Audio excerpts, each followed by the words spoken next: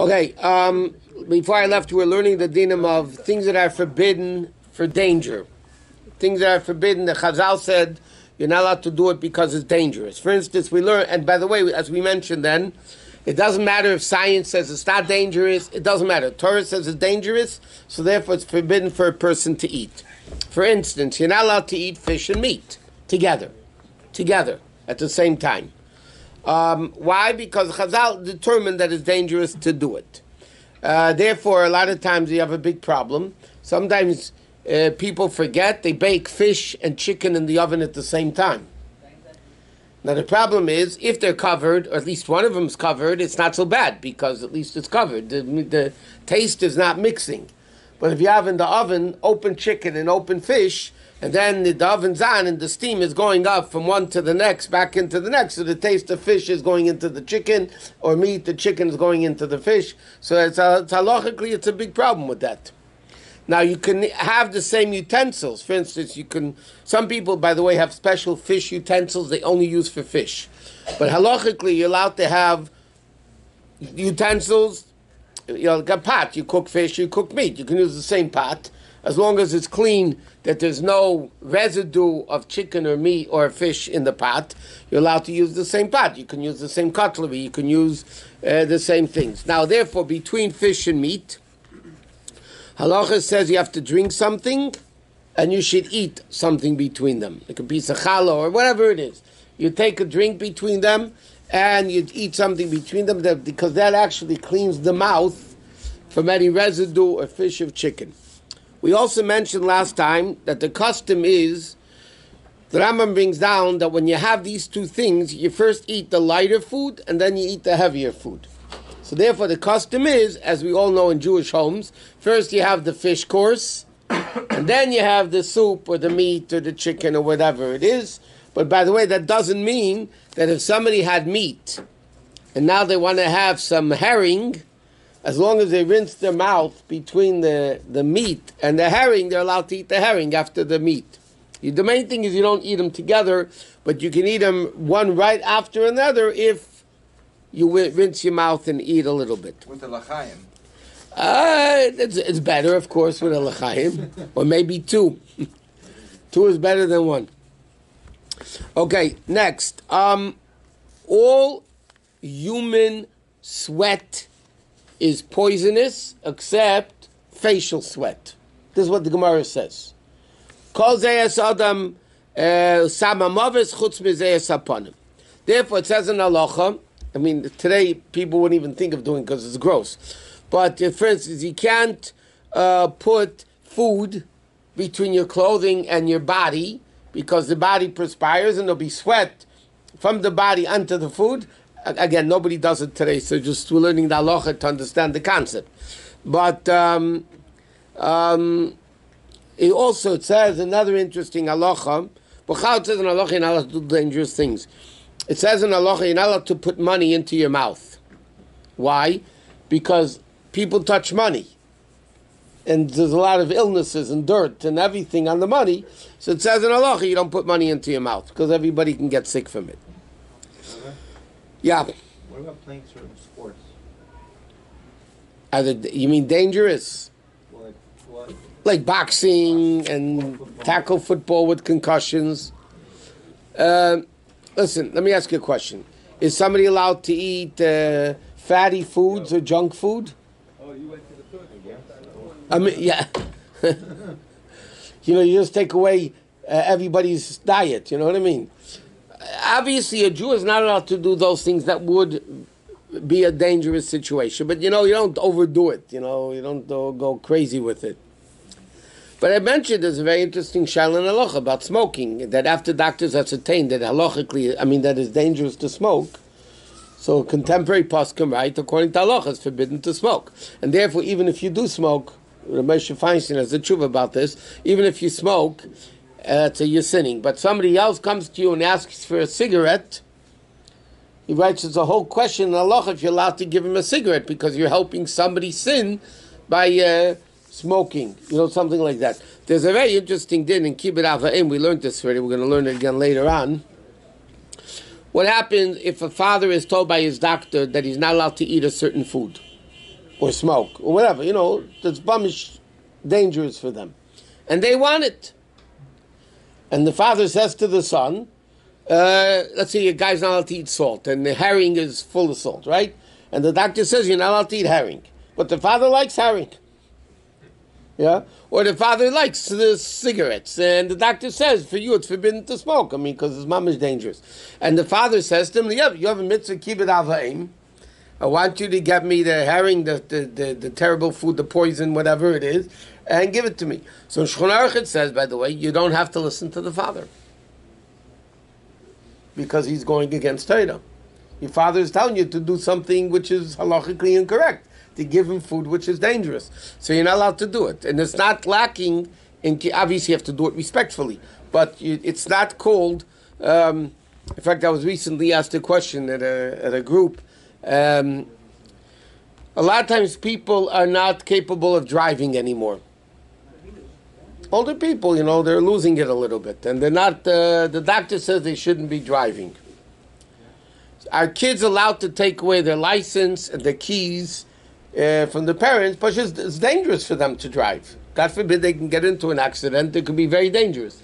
Is a child, a son, daughter, or whatever. Well, it's not a child and the wife. The wife could do it. But for instance, can a son or a daughter take away the car keys and say, you're not driving? And he keeps, give me the keys. I want the keys. You're not listening to your father and all that.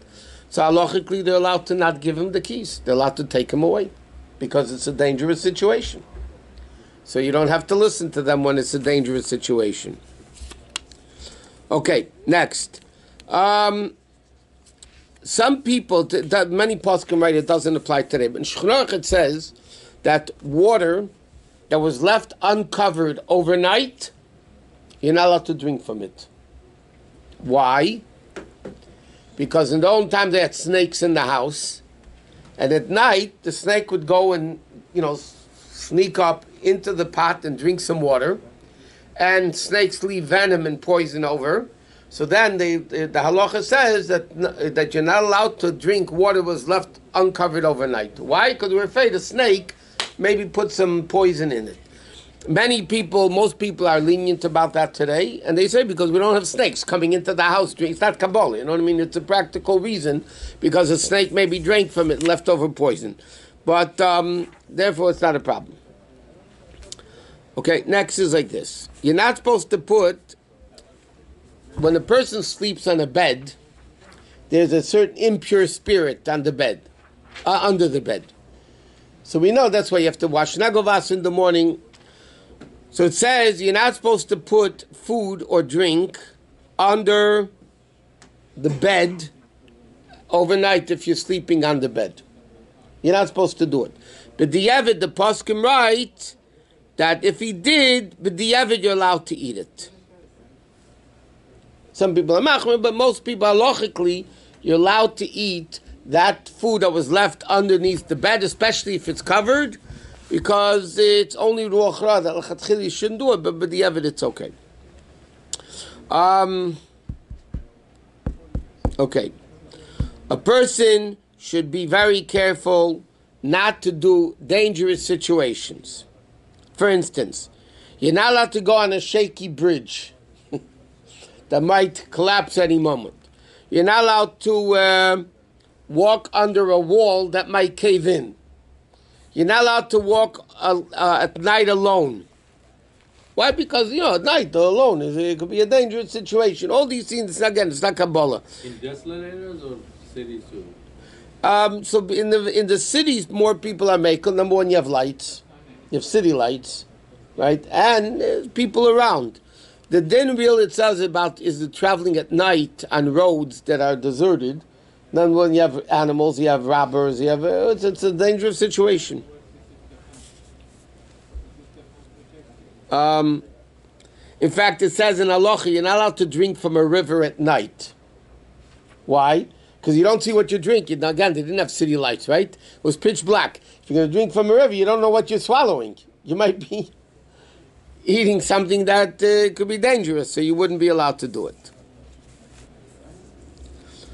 Okay, now, there's a whole interesting argument. We mentioned this at the beginning, and that is, the din is, there's an expression in the Gemara, Chamura sakanta mi'isura.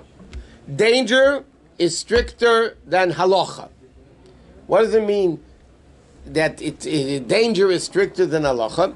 So some poskim want to say that, like we know, meat and milk, treif and kosher is bottle 1 in 60.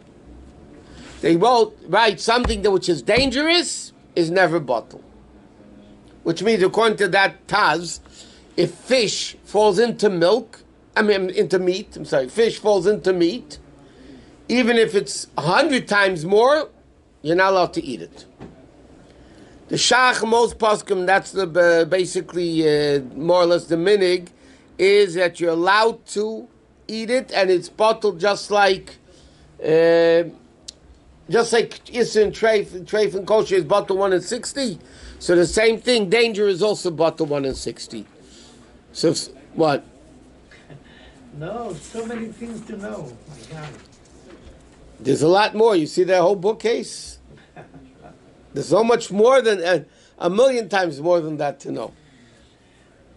But what if a bottle is, we open bottle and we left it open, the bottle? So I'm saying nowadays, here in the time of the Gemara, they didn't drink it. Why? Why? But you're afraid a snake came in the middle of the night. The snake came and drank some and left poison in it. Bottle. In the bottle. Nowadays, where we don't have snakes in the house, so then poskim right. Today it's not so important. Because we don't have snakes. Yeah, but then... No, but even then it's... In fact, somebody called me tonight with a shot before I came to Mincha. They were cooking a soup, and they saw a bug in it. Yeah? And they took out the bug. They wanted to know if they could eat the soup. Soup. What kind of soup was it? The stomach tastes good. How do you know? And the guy told me he made it. What she told me doesn't taste good. He made it probably taste good. So the shaila is are you allowed to eat the halachos? You could. You can't eat the bug. You take out the bug. Because the taste of the bug in the soup, halacha says, is a bad taste, not a good taste. And it's bottled who knows what. So what did you tell him? I told him, take out the bug and eat the soup. Huh? To find a wife to make him What kind soup. of a bug? If a cockroach go to your soup? Not the Volkswagen bug. If that goes into your soup, you shouldn't eat it. Yeah, that's right. A cockroach? You wouldn't eat it? You don't know if the chef took it out before you see it. If you're afraid of a bug in your soup, you shouldn't eat at any restaurant or any hotel or anything, ever. It's much worse there. Okay,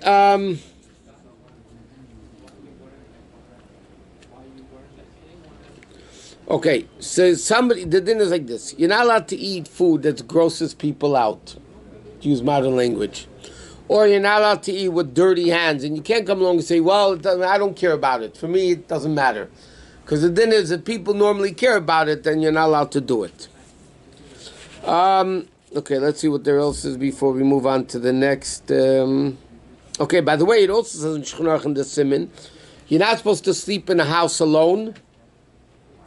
But halacha says like this: if there's a light on it in any of the rooms, it's fine. If you have a mezuzah, according to many poskim, if you have a mezuzah on the door, it doesn't matter. But the Gemara speaks about not sleeping alone in a room. But the poskim right, that's if there's no mezuzah and there's no little light, and if you have a little light or you have a mezuzah, so then it's fine. Okay.